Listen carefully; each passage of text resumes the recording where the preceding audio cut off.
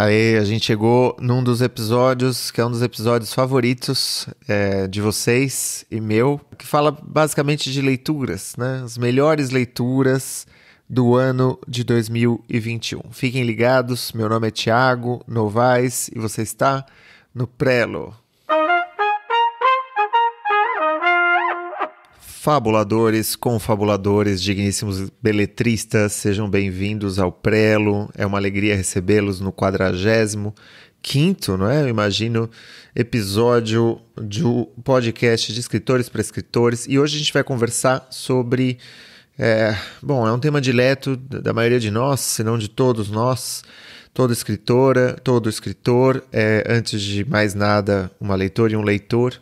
E a gente adora falar de livros, né? A gente adora buscar referências, a gente adora ver o que está sendo dito, o que está sendo escrito, as formas como as pessoas estão transmitindo e criando suas histórias e construindo prosa, poesia, ficção, não ficção. E eu também gosto muito de falar sobre esse assunto, é uma coisa que fica muito evidente. Bom, nesse episódio, que é um episódio tradicional de fim de ano, eu sempre escolho uma série de livros. Esses livros, eles não são os livros que são necessariamente lançados no ano de 2021 ou no ano de que eu falo, mas são livros que foram lidos nesse ano. Ou seja, às vezes são livros que foram publicados em outros anos, mas o que importa no nosso caso aqui, é a atualidade da prosa de um determinado livro, ou de outro livro, não necessariamente o ano de publicação. O ano de publicação, sinceramente, para mim, importa muito pouco. Mas antes de eu partir para a minha lista de leituras, das leituras que eu quero destacar hoje, eu gostaria de dizer que está chegando, a gente tem aí um pouco mais de um mês para a nossa Semana da Criação Literária. É um dos maiores eventos online do Brasil de criação literária para escritores, de escritores, e é uma alegria poder hospedar esse evento, sediar esse evento no nosso canal, o canal Escrita Criativa. A Semana de Criação Literária vai rolar entre os dias 25 e 31 de janeiro, e para você começar a acompanhar, começar a saber das notícias que a gente vai divulgar, se inscreve no canal. Se você não está inscrito no canal, você está perdendo grande parte das novidades, dos recursos, do material que a gente disponibiliza. Então vão lá, escritacriativa.net.br, o link está na descrição desse episódio.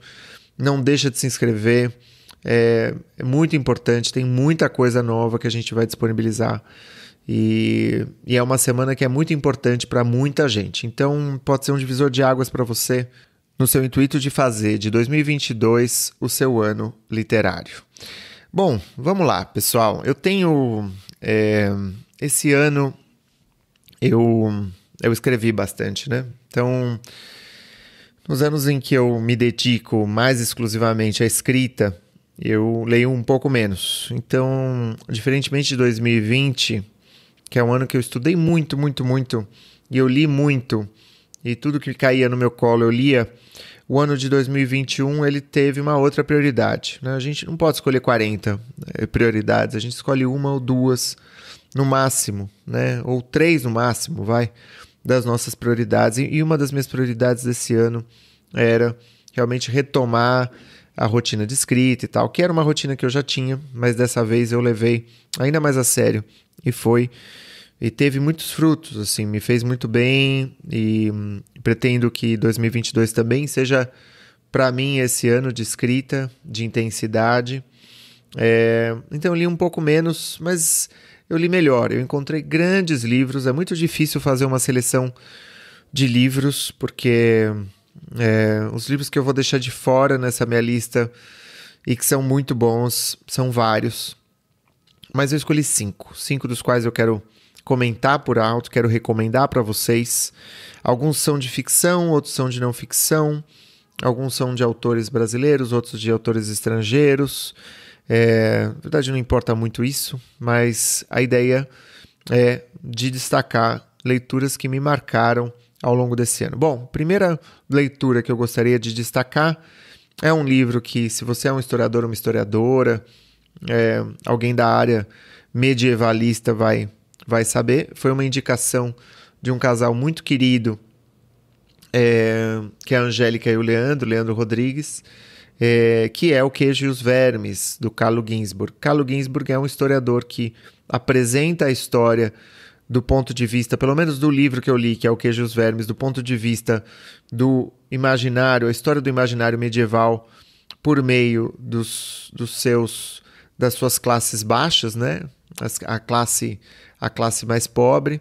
E como ele faz isso, que é algo singular, nesse livro, Queijo e os Vermes, que eu indico, a partir de relatos, de depoimentos de um auto inquisitorial. Então, esse auto inquisitorial é esmiuçado em detalhe e tenta reconstituir a vida, as crenças, a história desse sujeito, desse moleiro que viveu num povoado atual, né, no que hoje é considerado Itália. Na época eram várias províncias, vários condados, não sei exatamente o nome a dar para isso, mas eram várias regiões mais ou menos autônomas, e esse moleiro, ele é condenado, né, pela Inquisição, porque ele transmite uma série de impressões e de filosofias de cunho popular. Ele é um sujeito alfabetizado, então ele teve acesso a livros,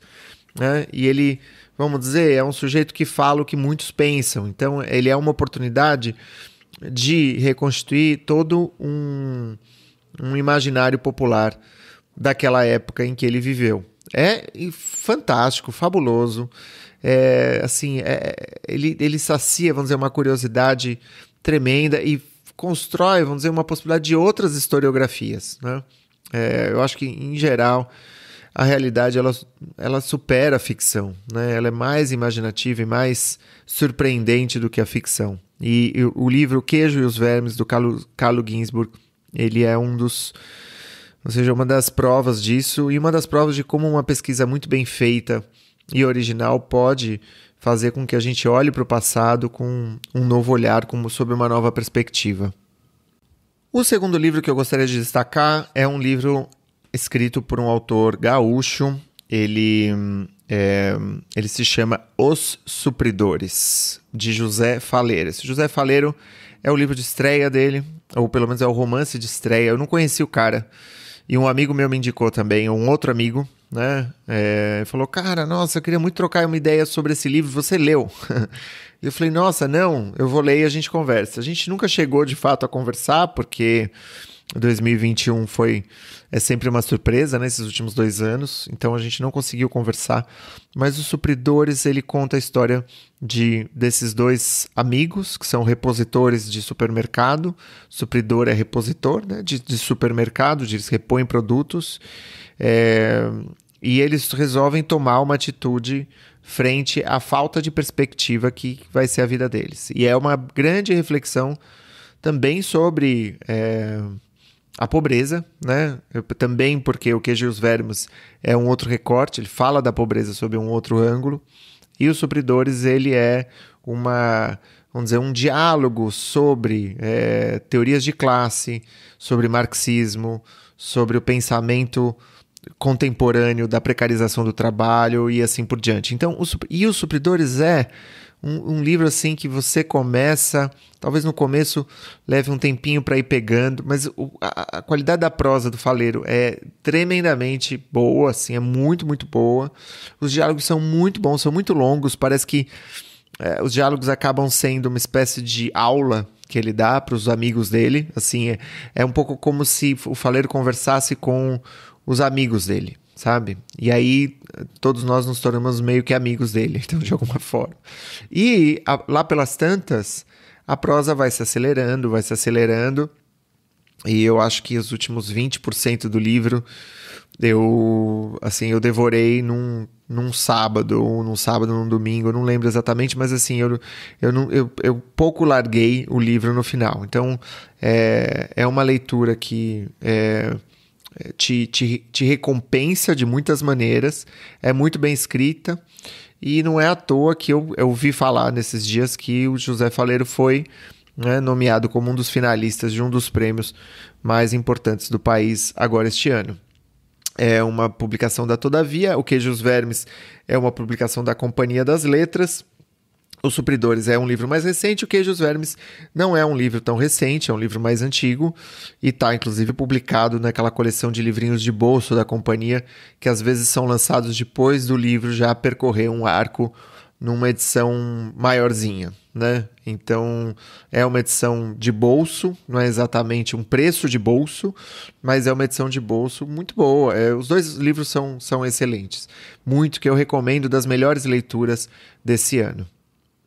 O terceiro livro que eu gostaria de destacar, assim como O Queijo e os Vermes, também é um livro de não ficção. É um livro escrito por uma autora estadunidense, uma moça chamada Eula Biss.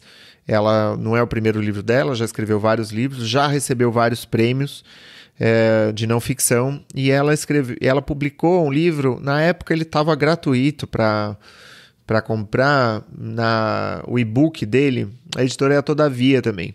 E é um livro que fala sobre imunidade, o livro se chama Imunidade.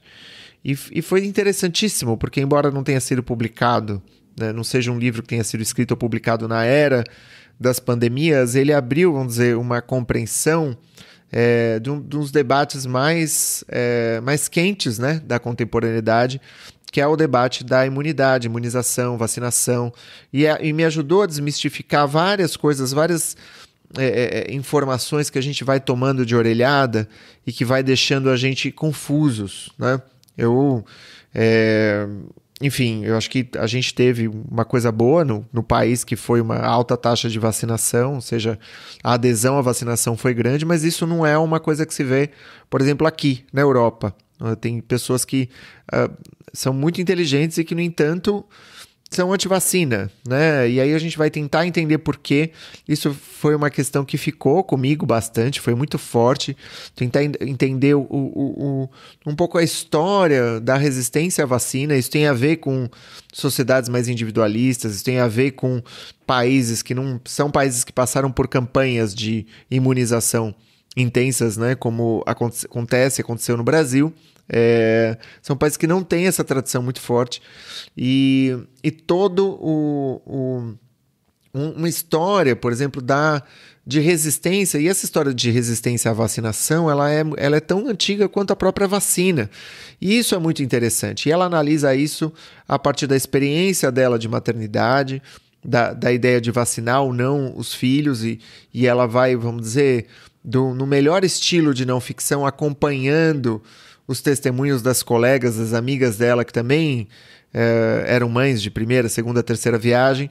Ela acompanha certas leituras que ela faz de médicos, né? E certas visões estereotipicadas e outras menos, né? Sobre a ideia da vacinação e de como é interessante esse assunto, né? De como um bom livro, ele tem esse poder de trazer determinado assunto para a centralidade. É como se você lesse aquilo e você falasse, nossa, como que eu nunca soube disso? Isso é fundamental, isso está no centro da vida. E, de fato, a imunidade está no centro da vida, né? E a Eula Biss, ela tem essa capacidade de construir isso e de transmitir também, igualmente, dados da realidade com uma prosa muito saborosa, e que beiram, vamos dizer, o fantástico, né? Como, por exemplo, o fato de que certos fragmentos do nosso DNA são compostos de vírus, né? E de como o vírus ele fez parte da nossa evolução. Isso é fantástico, é fascinante e é muito, muito atual para a nossa era das pandemias, que começou, vamos dizer, na virada, no bug do milênio, e que prossegue de vento em popa na nossa sociedade de produção massificada de consumo. Então, recomendadíssimo, Reflexão sobre as Vacinas, Imunidade, Eula Biss. Quarto livro é um livro da Rachel Cusk, também uma anglo-saxônica, que escreveu, ou seja, publicou, na verdade, já tinha escrito a terceira parte, aqui no Brasil, da trilogia, que é uma trilogia que começa com esboço, passa por trânsito e termina em mérito, ou kudos, que é um termo, imagino que grego, que tenha esse significado. É um pouco na linha. Eu, na verdade, dediquei um episódio do Prelo inteiro a tratar dessa obra da Rachel Cusk, que é uma obra que eu acho muito singular. É um pouco um livro amei ou odiei. Assim, tem gente que adora, tem gente que odeia, mas isso pode ser uma marca, né, de uma prosa forte, de um estilo forte. Então, fica a recomendação para que vocês leiam essa terceira parte. O livro me deixou um pouco de saudades, o que é curioso, porque é uma personagem tão retirada, recolhida. Em geral, a gente imagina que vai ficar com saudades de personagens muito presentes, muito fortes, né? E não foi o caso, assim. Eu gostei da prosa dela mesmo. E aqui, em Barcelona, eu já encontrei a segunda casa, a outra casa, que é um livro novo dela, para além da trilogia. Ela já tinha escrito outras obras, inclusive eu encontrei recentemente também um filme que é baseado numa obra dela sobre a vida suburbana de homens e mulheres de classe média. Enfim, eu não assisti ainda esse filme, não posso recomendar, mas eu vejo que ela tem um percurso, inclusive, como eu comentei no episódio, que é o episódio de número 38. Então vocês vão para o episódio número 38. Eu comento como essa trilogia que fez muito sucesso é uma trilogia que foi uma resposta, inclusive, a uma receptividade de certas obras dela, do ponto de vista da crítica literária, e eu falo um pouco de como um livro pode ser, ou seja, como a autora pode dar uma volta a partir de uma resposta do público, dos leitores, da crítica literária, da leitura do seu tempo. E ela faz isso de uma forma muito, muito brilhante. O quinto livro é o livro Encaixotando Minha Biblioteca, do autor Alberto Mangel. São 10 digressões e 10 desdobramentos dessas digressões, escrito por esse autor argentino, Alberto Mangel, um sujeito que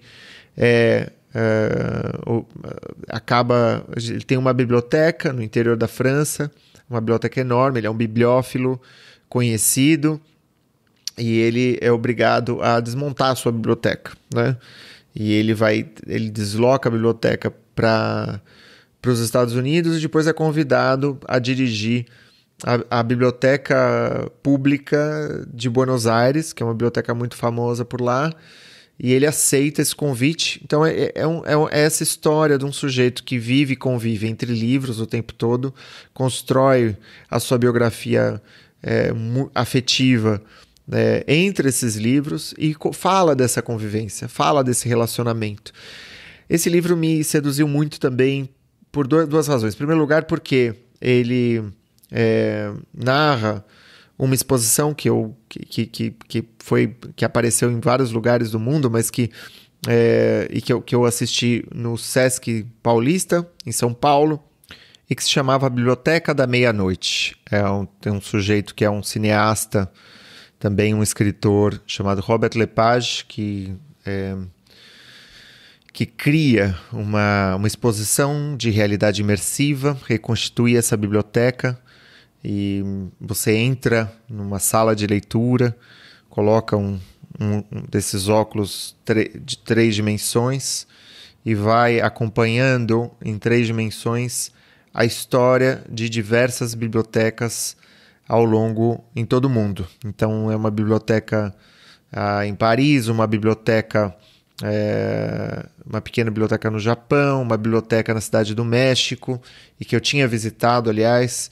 E a prosa, ou seja, a narrativa dessas bibliotecas, a Biblioteca de Alexandria, né, bibliotecas de fantasia ou bibliotecas reais, né, e para quem é amante dos livros, essa exposição e essa reconstituição e a história das histórias, né, que é esse amor aos livros, me tocou muito profundamente. E um segundo motivo é porque no momento em que eu encontrei, assim, topei com esse livro, encaixotando minha biblioteca na livraria em São Paulo, eu estava encaixotando a minha própria biblioteca para poder viajar. Eu trouxe uma série de livros, por isso que esses livros que eu menciono, esses livros não estão aqui comigo, eles estão encaixotados e estão guardados, bem preservados, com amigos, né? E eu trouxe, vamos dizer, uma amostra muito, assim, não é significativa, né? Ele é um recorte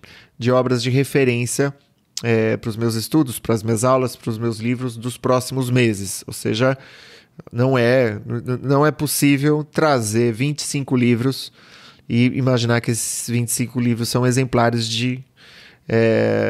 assim, eles são representantes de uma biblioteca inteira. Né? Então, ler esse livro foi, de alguma maneira, me preparar para esse movimento de luto da minha própria biblioteca. Né? Quando você encaixota uma biblioteca, você nunca sabe quando é que você vai definitivamente desencaixotá-la, né? E qual que vai ser, quando você é um migrante, o destino final dessa biblioteca, né? E isso mexe muito com a gente, né? E a biblioteca de um escritor, de uma escritora, é um amigo, é uma parceira, é um parceiro, é uma companhia polifônica, rica, e que ao mesmo tempo também é uma festa e uma referência contínua, né? E constante. Então, fica essa homenagem aos livros, e eu também gostaria de aproveitar para homenagear todo mundo que passou pelo canal nesse ano, agradecer pela confiança, pelo diálogo, pela interlocução tão rica, tão constante, que dá sentido a esse canal, dá sentido ao meu ofício de transmissão e de meu toque, minha pequena contribuição nesse diálogo sherazadiano, que é o diálogo de livros sobre livros, dentro dos livros, né?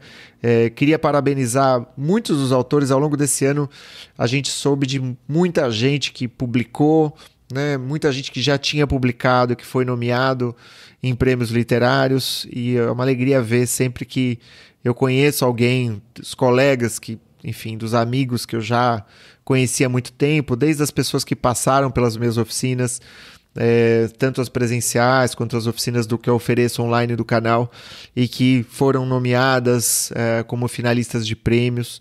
Vou mencionar aqui a Vanessa Monar, que já tinha ganhado o prêmio CEP, que foi anunciada como finalista do prêmio Oceanos, a Miriam Scott como ganhadora do prêmio Manaus, o Léo Oliveira com Sonho de Amadeu, que também ganhou um prêmio internacional, a Tina Vieira, que também há alguns meses foi anunciada como finalista do prêmio Jabuti, na categoria romance literário, o Eurido Onávio, finalista do prêmio São Paulo de literatura, o Paulo Felauer, vencedor do prêmio CEP, e a Thaís Lankman, do prêmio Oceanos. Ou seja, é muita gente, né? E é um pessoal que eu acompanho, né, nessas oficinas ao longo dos anos, e é uma honra, assim, é uma alegria tê-las e tê-los como interlocutores nesse tempo nosso, que é um tempo tão difícil, um tempo tão conturbado, e um tempo em que, mais do que nunca, a gente precisa dos livros. Minhas queridas, fica mais uma vez o convite para a nossa Semana da Criação Literária, dos dias 25 ao dia 31 de janeiro. Um grande abraço para você e até o próximo encontro. Tchau!